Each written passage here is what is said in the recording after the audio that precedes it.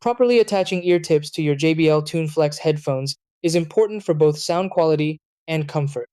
The ear tips create a seal in your ear that helps improve bass performance, noise isolation, and overall listening clarity. If the tips are not fitted correctly, the earbuds may feel loose or the audio may sound weak. Fortunately, installing the ear tips only takes a few seconds when done correctly, and ensuring they are securely attached will make your listening experience much more comfortable and stable. Try these. Step 1. Choose the correct size ear tips from the included options so they fit comfortably in your ears. Step 2. Hold the earbud firmly and align the silicone ear tip opening with the earbud nozzle. Step 3.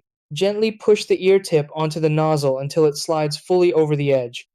Step 4. Rotate the ear tip slightly and check that it sits evenly and securely without slipping off. Step 5. Repeat the process for the second earbud and test the fit in your ears to ensure a proper seal.